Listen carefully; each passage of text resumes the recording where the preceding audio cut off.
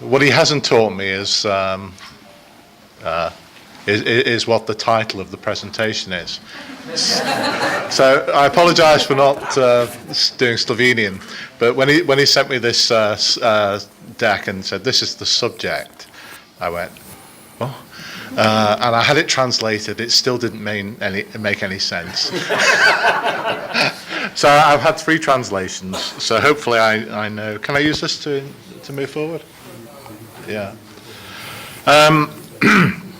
I actually used this deck, or most of it. We had a planning meeting at our team this week in Slovenia. So I actually used it, and Andre was with us. So I used it with our team with some additional artwork that I threw in because I like a bit of art at the front. But he persuaded me I couldn't show you the art, but really I should. So I'm going to talk a little bit about me, and only a little bit. A bit about Nice Label as a company for those who don't know us. A little bit about what we do and how we approach it. And then I'm happy to answer any questions. So I'm looking at the screen here. I can look here. So a quick bit about me. The photos at the London Stock Exchange where they open the market in the morning. So we're part of the Stock Exchange Elite Company program, which is very nice. So you get to stand on the Stock Exchange Bridge, which is something quite nice. I'm originally from Liverpool, for those who are football supporters. Anfield is, the area's not called Anfield, just for those who know. Liverpool 7 is called Everton. And Anfield Football Ground is in Everton. And for the football supporters, you'll know that's the other superior team in Liverpool that's just been robbed of its money by the other club. I'm married. I've been married 42 years, and probably that's a large part of how I've managed to survive this long as doing what I'm doing. My wife lets me do what I like, so long as I deliver enough results and enough money. She's quite happy for me to go wandering.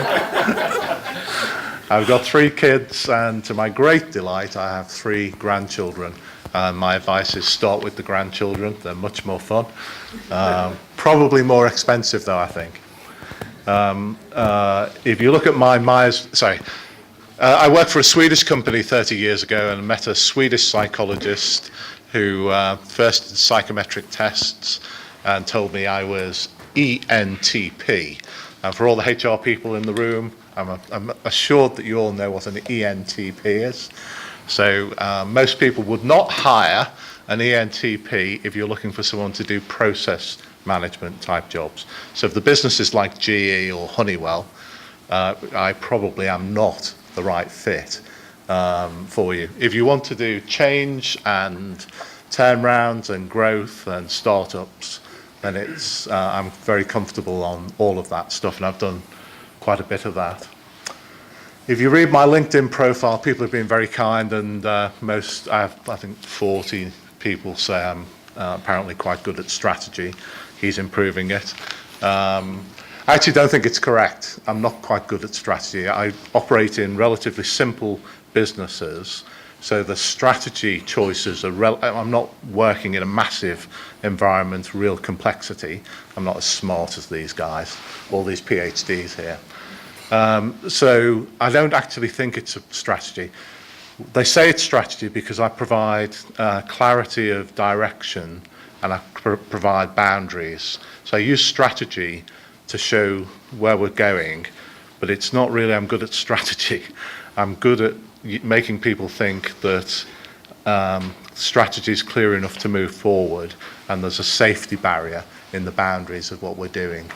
But people describe it's like the symptom versus the disease or something, in my opinion. I had my first P&L responsibility age 30, and I joined a company that had a problem. I've been in an industry, they had a problem. I got recruited to try and sort it out. It was a classic where it was a Swedish company, 2.5 billion. They tried to enter a new market, made an acquisition, top-down strategy planning, I hadn't talked really to anybody who'd been in the industry. I've been in the industry 8 years, and when I read the strategy document, I just laughed, as it was impossible. It couldn't be. And they had tried to implement for 3 years something that was just, it was crazy. But I managed to make a bit of a go of it, so that was my first one. And from there, I worked for an American company in Chicago, Zebra Technologies, and we did the European startup. The company was $60 million globally when I started. The European business was startup to 150 million, 240 people at the end. There were 2 salespeople when I first joined. And we had 9 record years, very profitable. For the whole period, we had more cash than revenue, which is, quite a comfortable position to be in. And that company makes printers, label printers, and Nice Label provides software that drives them. So they were our supplier, and that's how I know Nice Label in Slovenia. And then I started working with the owner of Nice Label, who's Zvonny Duplanchik, who some people know here. He's Slovene. About 7 years ago, I came for 6 weeks for a bit of strategy consulting, 6 weeks strategy consulting, and I've been here coming back 7 years. I come 1 week a month. I work remotely. I work virtually, as Andre does. Our team work virtually. So in the UK we have 3 senior people. We all work from Glasgow. My business partner's in Glasgow. I'm in the middle of the country, and we have another guy in London. So we actually have been working. I've been working remotely for the Zebra business I ran from a remote office. I have a small office at home. Think of a Dilbert cube, if you know what that is. I have a tiny small office at home that I've worked from for 25 years. I don't have any paper. Unless I absolutely have to have paper, I don't have it. Everything's electronic. I've got 3 telephone lines in this tiny room, one for my fax, remember that, for those who know? I had a private line, a fax line, an outgoing line, and an incoming telephone line, which is now all gone, so now it's just internet. Here I'll show you some numbers, but we've gone from about 50 people to 150 over that period, and roughly we're about 20 million. The business is cash flow funded, so we don't have any debt, and we don't have any external financing. Nice. It's 25 years old this year. We produce software to print barcode labels. I'll show you a bit more in a minute. Some awards that we've won there. Oh, sorry. Got ahead of myself there. This is a little video that was done a couple of years ago. We tried to present the company as Slovenian. And I'll show you that at the moment we're sort of 50-50 Slovene and international. 50% aliens and 50%... Sorry, the Slovenians have a HR, all the HR people here. You have a HR conference, and this is where the Brits and the Americans and the Germans started to invade Slovenia. So they have a HR conference, and they were complaining about the groups were complaining about the discrimination towards the aliens, as we were called. So I have become an alien in Slovenia, and that's been a cultural battle for a few years. This is a little bit about us. Oh, sorry. We are Nice Label, a technology company headquartered in Slovenia, operating across the globe. We service businesses of all sizes across many industries, including life sciences, retail, food and beverage, automotive, chemical, and many more. We help them manufacture and ship the correct product new, faster, and at lower cost. Your food, your clothes, your car, your furniture, your medicines, your electronics, even your hospital, they all have labels, tickets, and tags created with Nice Label. Nice Label technology is trusted by millions of users in more than 100 countries. In the last few years, we doubled our revenue and grew our team from 55 to 110 across 10 locations. We received several national awards for dynamic growth, and strong focus on customer value and innovation. Our brand new technology platform, Next Level 2017, is being received tremendously well in the market. Our clients often say they are blown away by the operational and financial gains that are a result of Next Level implementation. We started 23 years ago as a tiny team developing software solutions for local businesses. After a successful completion of the challenging project for a Japanese partner, we specialize in developing the print drivers and label designs. Our dedicated team has constantly focused on providing substantial value to printer manufacturers, channel partners, and vendors. We're adopting best practices and our commitment to innovation, excellence, and continuous improvement. The company has grown into a global business with offices in Slovenia, Germany, the United States, China, and Singapore. Over the last few years, we invested heavily in the development of our next generation technology platform and a completely new product line. It is designed to deliver productivity improvements to users from small companies to large enterprises. Developed from scratch, it is better by design and genuinely enables users to do more faster with less resources. Our solutions maximize value for businesses by giving companies a single, scalable platform to manage all their global labeling and marketing devices. For example, our solutions enable life sciences companies to meet the highest quality process requirements. We have manufacturers print millions of labels quickly from the cloud, with always up-to-date templates and data. We enable food suppliers to print accurately on a massive scale, preventing errors and protecting the customers. We are passionate about what we do and excited every time we see how our technology solves real business problems. We help companies increase the efficiency of their logistics processes, mitigate the risk of mislabeling, and reduce unplanned downtime. With Nice Label, they provide greater value and safety to their customers. Together, we are contributing to the benefit of the society at large.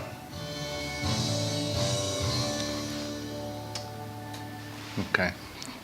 So it's a very exciting dinner topic, conversation stopper when you say, what do you do? And you say, we do barcode label software. You can imagine the excitement. But our customers include people, for the ladies, Louis Vuitton, Kering, most of the luxury goods. So if you've got an expensive handbag, then it's probably driven from one of our systems. Then we have at the other end, H&M is a big customer. On the industrial side, Siemens is a big customer. Merck, the pharma company. So we have a lot of the major Fortune 500 in our user base and all over the world. So I'll just keep going. This is our senior team. Sorry, I'm used to standing and pointing. My apologies. This is in a social event, and this is again on the Stock Exchange Bridge. This lady here is our finance and HR. Well, this is our finance director, and this is our HR manager. Again, you can see that the team is Slovene, German, American, English, and importantly, Scottish. He won't let me say that we're British. I'm English, he's Scottish. And it's an important distinction. Apparently they are very sensitive about it. But then we also have a set of external partners that we use, including Andre, who's helping with strategy for the last 15 months or so. Actually, Andre's helping me with execution of strategy. We actually are implementing a strategy, and I use him to challenge and to help with execution, or we use him. But the external partners are embedded in the team.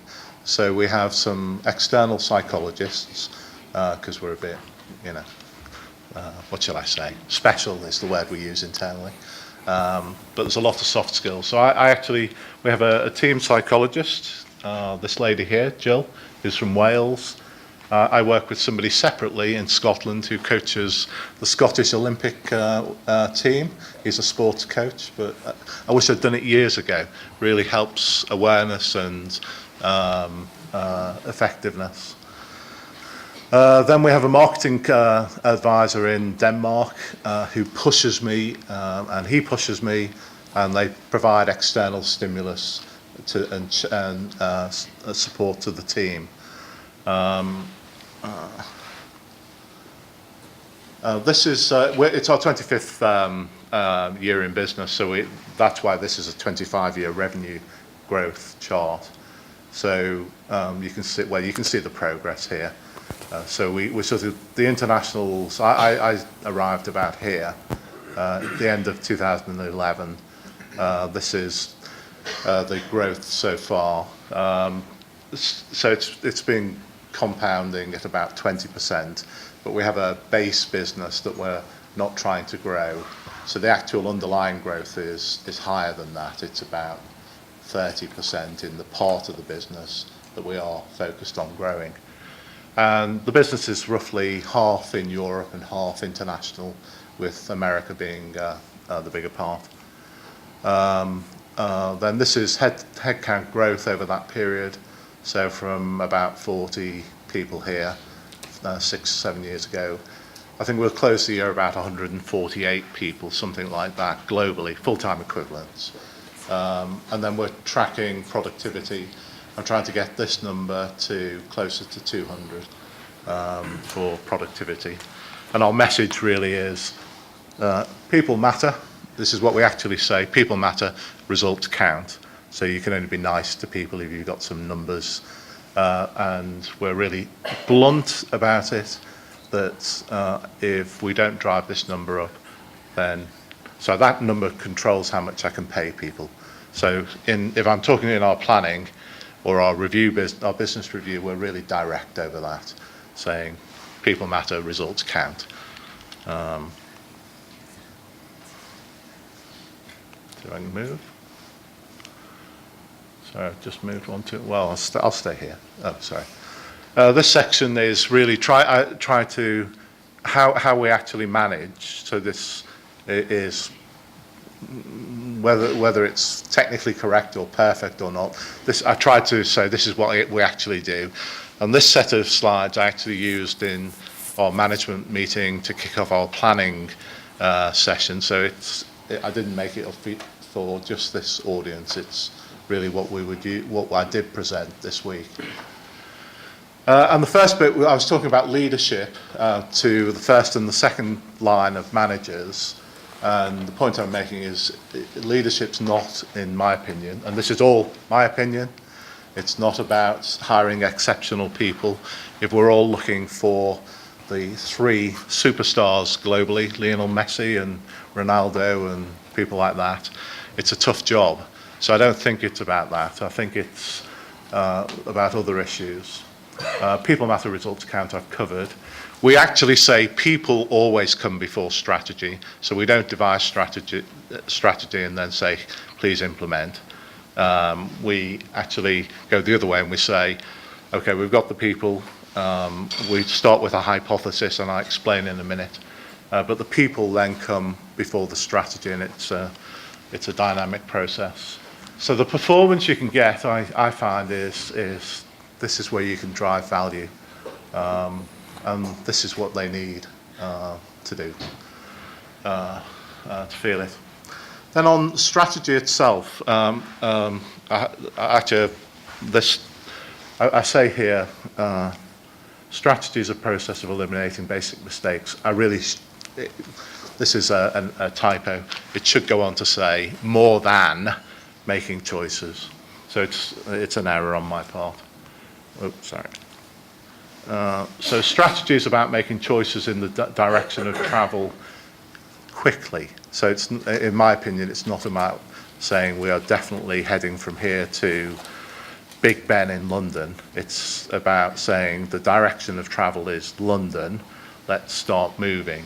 I think my experience competing is most people you compete with, if you observe what they do, they make basic mistakes. So if you eliminate the basic mistakes of strategy, then what's left? We're not in a rocket science business. We're a relatively small applied engineering business. So we're not doing nuclear physics, and I'm not running GE that's super complex. So if I eliminate all the silly things that you can do, that I see people doing, then you're going to win more times than not. So I actually focus on eliminating the mistakes, and I focus on using the team. So even if I have a great idea, I learned earlier in my career. When my first job as P&L manager, I was a star. First year, second year was a star. Made a huge bonus. Took all my kids for 3 weeks to Disneyland. Then I launched 2 new products. Both crashed and burned. It was a disaster because at that point, I was 28, 30, and you think, okay, I've had one great success, then everything will follow. And I learned from that if you then use the team to help you qualify your thinking, your hypothesis, the team, if you listen, will help you eliminate all the basic mistakes. And actually, I've been doing that for 25 years from a painful experience. So it's not because I read some theory, it's just practical experience. So we try to get this and we drive it in our process. This one is, if you wait till you've got all of the information to make a decision, the one thing that's certain is you're too late. Someone like me will have taken the money. What I try and say to our people is you need to move expeditiously. You have to accept you haven't got enough information. And the bottom one, it's not a failure to reverse your decision if you realize it's wrong. To run off the edge of the cliff because you've made a decision, I think is the real mistake. And that one's actually quite hard for new managers, I think, in my experience, and I'm not sure about others. This slide I've been using for 25 years. It's accredited to Napoleon in some places and to Eisenhower, so it depends if I'm in Europe or America. The message is the goal of planning is not the plan. The goal of planning is the thought process. So we pound this. I pound this in planning to our team. Say, what matters is issue analysis. Make sure you understand. We can have a great plan and our competitor hasn't read it, so they do something different. So it doesn't help. So what we try to do is focus on planning rather than the plan. And this is just a schematic, and I'll show some more detail in a minute. But this is our planning process. So conceptually, there are some 5 basic questions to strategy that we go through. We create and the Greek temple in the middle is a visual explanation of the whole strategy that Andre or AV did for us. It's intended to say, we've tried to answer those questions. Here's the one-page view of the whole picture. And then the review loop is an annual and a quarterly dynamic review. If I just, where we're really constantly doing this. So this comes from Harvard's Professor Martin, Roger Martin. For those who follow Michael Porter, who for my generation is probably the biggest writer on strategy. If you go back to Peter Drucker before that, if you read Peter Drucker's 5 questions and you read Michael Porter and you read Roger Martin, it's pretty much the same thing. So I don't think it's rocket science, but you do actually have to answer the questions and make choices. And we see it as a dynamic process. So we have, if I take our strategy over the last 7 years, it's written and we document it. So you can go back 7 years and you can see there's an iteration, a dynamic iteration of the strategy. Not huge detail. When you're 4,040,000 people, you don't do 400 pages. I don't. So, but I do follow some discipline in it, which is what we did. And here what I've tried to show you is my analysis of, these are the 5 questions down the left-hand side. And then 2012 to 2018, this is score out of 10, how well I think we were on our strategy. So in 2012, you can see I thought our aspiration was a bit vague, where we were playing was a bit vague, how to win was unknown, capabilities required unknown, and systems required vague. So I score something like 3 there. And then as we've reiterated, you can see in the intermediate, in the intervening years, we haven't gone from 2 to 8, in my opinion. It's only in the last few years that I think we're sort of in the green, good enough area. If I use my own score, I would go 1 level. I'm a perfectionist, so I've been, for this audience, I would score us 8. Internally, I'd score us less than 8. But you can see it's an iterative process where we've tried to improve. And then this slide, what I've tried to show is what are the major strategy choices that we have made for people and major decision points. So along the bottom axis, you can see that originally we had a founder and an engineering team here, and the business is a software development business. So it was local Slovene engineers, and it looked Eastern European or say Chinese. If you look from the outside world, the English on the website was clearly not, it wasn't international English or American English. So it was at that sort of stage.